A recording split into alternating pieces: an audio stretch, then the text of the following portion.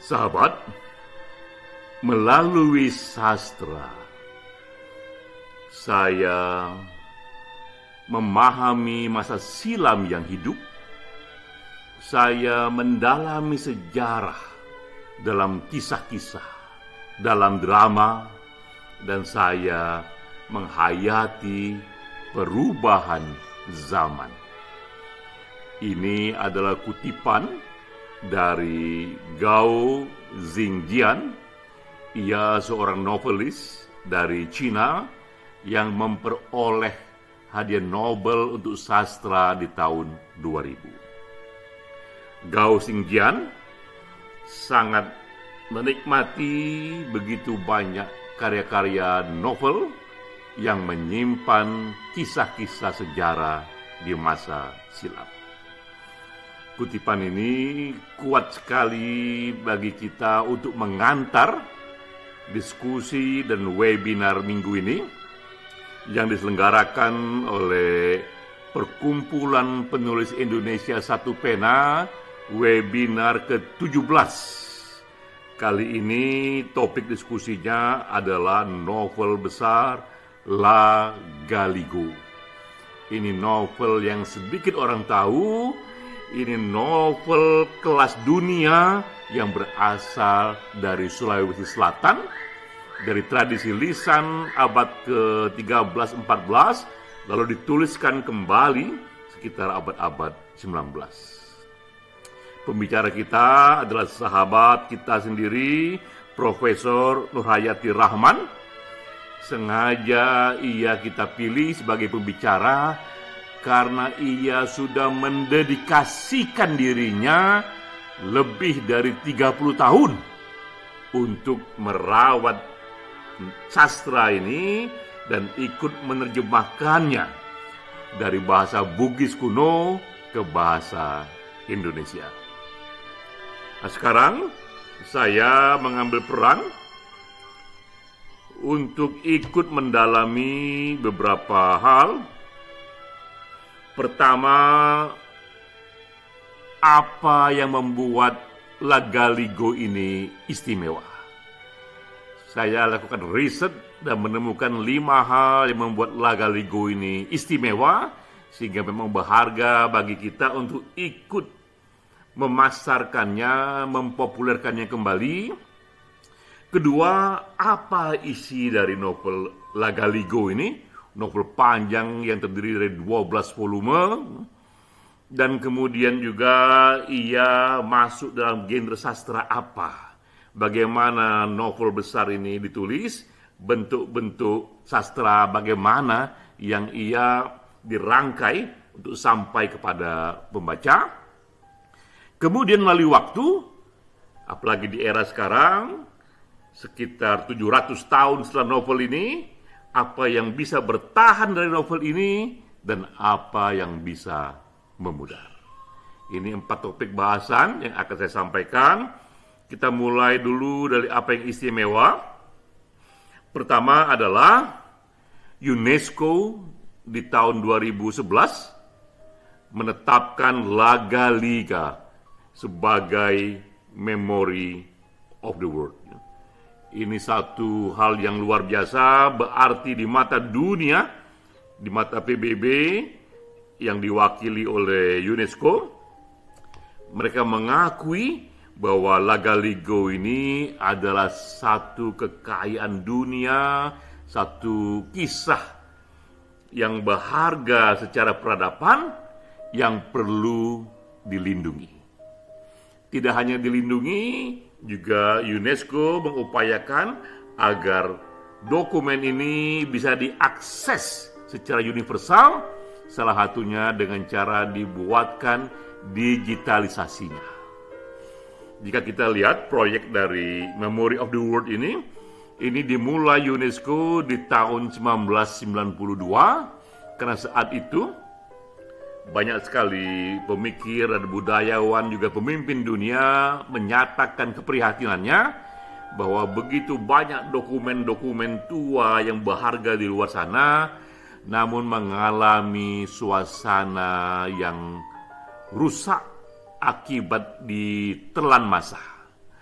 Dan kemudian terjadi pula yang disebut kolektif amnesia, pelan-pelan peradaban baru manusia di zaman ini melupakan apa yang pernah dibuat karya-karya besar di masa silam. Maka diciptakanlah satu badan baru yang mengurus Memory of the World. Ini proyek yang mencoba melindungi dan memberikan akses universal kepada dokumen-dokumen berharga yang tua-tua itu. Hingga tahun ini sudah lebih dari 381 proyek dari seluruh dunia, dari Amerika, Eropa, Asia, Afrika, Australia dikumpulkan oleh UNESCO. Kita merasa tersanjung karena Lagaligo ini salah satu dari Indonesia, salah satu dari Sulawesi Selatan yang ikut ditetapkan sebagai bagian dari Memory of the World. Ini hal pertama yang membuat Lagaligo itu istimewa. Hal kedua, yang tak kita duga juga ternyata Lagaligo dari Sulawesi Selatan ini ia dianggap sebagai sastra terpanjang dalam sejarah. Sebelumnya kita menduga bahwa Mahabharata lah dari India sana yang sangat panjang, sangat dalam, karena Mahabharata terdiri dari 156.000 bait. Begitu tebal kitab sastra Mahabharata ini, ternyata kita pun terpana yang kita punya dari Sulawesi Selatan, Lagaligo, itu ada 360.000 bait, berarti panjangnya 2 kali lipat lebih dari panjangnya Mahabharata, dan total yang tersisa sekarang ini sekitar 6.000 halaman. Ini hal kedua yang membuat Lagaligo istimewa, karena ternyata ia adalah sastra kuno, sastra lama terpanjang di dunia, terpanjang sepanjang sejarah yang ditemukan sampai saat ini. Nah, ketiga yang juga membuat kita merasa istimewa karena ia dipentaskan dalam teater modern oleh sutradara Amerika Serikat bernama Robert Wilson. Dan ini sudah dipentaskan ke berbagai dunia, tidak hanya di Asia tapi juga di Amerika dan di Eropa. Namun yang membuat istimewa bukan hanya karena ia dipentaskan di berbagai pentas-pentas yang sangat prestisius di dunia, tapi yang membuat kita bangga ucapan dari Robert Wilson sendiri, karena menurutnya Lagaligo ini memang adalah kisah mitologi, tapi ia menyampaikan melalui mitologi itu nilai-nilai yang sangat modern. Itu nilai-nilai mengenai demokrasi, mengenai kesamaan gender. Sebagai misal, kisah penciptaan manusia pertama di bumi ini dikisahkan dalam Lagaligo itu tidak dibuat secara tunggal oleh satu kekuatan dewa yang tunggal, tapi ini diputuskan melalui musyawarah alam langit sana secara sangat demokratis, ya. Dan juga walaupun ini dilahirkan dalam tradisi lisan abad ke-14, namun tokoh-tokoh wanita dalam sastra ini itu tergambarkan sebagai tokoh-tokoh yang mandiri, tokoh-tokoh yang sekarang kita kenal, mereka yang mewakili figur emansipasi wanita. Kita pun kembali terpana di abad ke-14 di Sulawesi Selatan. Sastrawan besar di sana sudah menggambarkan dan mengidamkan, ikut juga mempopulerkan muncul karakter wanita yang mandiri. Juga melalui Robert Wilson yang membuat kita bangga dengan karya ini, karena menurutnya Lagaligo ini adalah sebuah ledakan kreativitas yang begitu dahsyat, sehingga ia hanya bisa ekspresikan melalui gabungan antara gambar, musik, dan tarian. Karena kadang-kadang menurut Robert Wilson, kata-kata modern tak cukup kuat untuk bisa menangkap kekayaan batin dan dinamika yang ada dalam novel itu. Ini keistimewaan yang ketiga. Ini istimewa yang keempat adalah karya sastra ini tidak hanya menjadi karya sastra, tapi ia pun dijadikan kitab suci.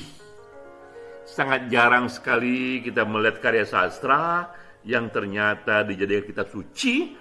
Pastilah itu karena kandungan moral, panduan hidup dalam karya sastra itu begitu dahsyatnya untuk kesadaran masyarakat itu di era itu, sehingga menjadi panduan bagi hidup sehari-hari, dan ia pun menjadi agama. Kita tahu dalam sejarah ia adalah agama lokal Tolotang yang berada di Kabupaten Sidrap, Sulawesi Selatan. Acap kali komunitas di wilayah ini mereka melakukan ritus-ritus dan menyampaikan panduan hidup, pedoman hidup dalam dan melalui kisah-kisah dalam kitab Lagaligo itu. Ini hal istimewa yang keempat. Hal istimewa yang kelima adalah Lagaligo memperkenalkan 5 jenis gender. Kita sekarang memahami juga akibat warisan dari agama-agama Ibrahim, Kristen dan Islam, mengenal 2 jenis gender, laki dan perempuan saja. Tapi kitab Lagaligo, sastra Lagaligo ini memperkenalkan ada 5 jenis gender. Di samping perempuan dan laki-laki, ada yang disebut adalah calalai. Ini calalai ini adalah manusia yang tubuhnya perempuan, tapi gendernya laki-laki. Ada juga calabai. Calabai ini tubuhnya laki-laki, tapi gendernya perempuan. Dan ada lagi bisu. Bisu ini gabungan dari semua gender. Ia tidak bergender dan ini dianggap makhluk yang suci. Bisu itu hampir sama dengan biksu posisinya. Ia dianggap waktu itu satu kelas yang dihormati, bahkan banyak sekali kisah-kisah raja yang disahkan oleh para bisu. Sama situasinya seperti raja-raja di Eropa abad-abad pertengahan yang disahkan oleh kepala-kepala gereja masa itu. Kepala gereja di Eropa adalah bisu di Sulawesi Selatan. Namun bedanya adalah bisu ini bukan perempuan, bukan laki-laki. Ini adalah rangkuman dari semua gender. Jadi kita lihat fenomena yang sekarang kita kenal dengan sebutan LGBT itu sudah diangkat oleh naskah ini dan juga diapresiasi sebagai variasi gender yang sama derajatnya. Melalui tradisi agama Ibrahim, memang yang konservatifnya kita mewarisi pandangannya negatif kepada LGBT, namun datang hak asasi manusia di abad 21 menyatakan bahwa ini hak semua orang untuk memilih hidup dengan LGBT, dan sekarang sudah lebih dari 22 negara di seluruh dunia yang melegalkan pernikahan LGBT itu di abad 21. Dan kita terpana sekali lagi, sastra lisan di Indonesia, di Sulawesi Selatan di abad ke-14. 700 tahun sebelum lahirnya hak asasi manusia, sastra ini sudah mengapresiasi keragaman gender termasuk dengan apa yang sekarang dikenal dengan LGBT. Jadi inilah 5 keistimewaan dari Lagaligo. Lalu apa yang menjadi isi dari sastra ini? Ini sastra abad ke-14 yang panjang sekali, terdiri 12 jilid. Pertama, ini kisah penciptaan manusia. Dalam novel ini, kita bisa sebut novel sekarang ini kisah mitologi dunia langit, di mana para dewa-dewa bermusyawarah untuk menurunkan manusia pertama di bumi. Dan mereka bermusyawarah, akhirnya disepakati di antara mereka, putra tertua mereka yang diberi gelar Batara Guru, itulah manusia pertama yang diturunkan ke bumi, dan ia turunnya di Usu. Usu ini adalah wilayah yang kini berada di Teluk Bone di Sulawesi Selatan. Tak heran kita mengapa komunitas di sana sangat membanggakan kitab ini karena mereka anggap kitab ini mengajari mereka bahwa manusia pertama itu turun di wilayah sekitar Teluk Bone. Tentu kita tahu ini hanya mitologi, tapi ini juga sebuah narasi yang dulu diyakini sebagai sebuah pengetahuan. Isi yang lain adalah ini drama cinta dari keturunan Batara Guru, dari keturunan manusia pertama, karena kita tahu novel-novel besar, sastra besar di semua zaman itu akan berkurang daya pikatnya jika tak ada kisah-kisah cinta. Apalagi kisah-kisah cinta yang berakhir dengan tragedi. Nah, di sini pun diceritakan bahwa Saweri Gading, ini salah satu keturunan Batara Guru yang juga menjadi pahlawan dari novel ini. Dia sangat mencintai seorang wanita bernama Watenri Abeng. Namun ia terpana karena mengetahui ternyata Watenri Abeng itu saudara kembarnya sendiri. Karena dua anak ini, Saweri Gading yang laki-laki, Tanri Abeng yang perempuan, mereka dibesarkan di wilayah yang terpisah. Ketika besar, Saweri Gading mencintai Tanri Abeng, ternyata itu saudara kembarnya sendiri. Dan dikisahkan pula di sini, Tanri Abeng sebagai wanita, ia menolak cinta ini. Ia juga figur wanita yang mandiri karena ia merasa dirinya setara dengan laki-laki. Dan kita lihat di sini tidak hanya kisah cinta biasa, tapi juga menggambarkan karakter seorang wanita yang mandiri. Juga dalam novel ini kisah tentang peradaban perantauan dan pelaut. Saweri Gading yang patah hati, lalu ia merantau jauh sekali dengan kapalnya itu ke Tiongkok, ke Malaka, Ternate, hingga Pulau Jawa.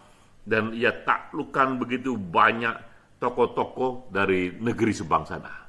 Itu juga memberikan satu imajinasi kepada penduduk di Sulawesi Selatan, betapa nenek moyang mereka ini pahlawan yang gagah perkasa, ya. Dan Saweri Gading dilanjutkan oleh putranya Lagaligo. Lagaligo inilah yang menjadi judul dari novel ini.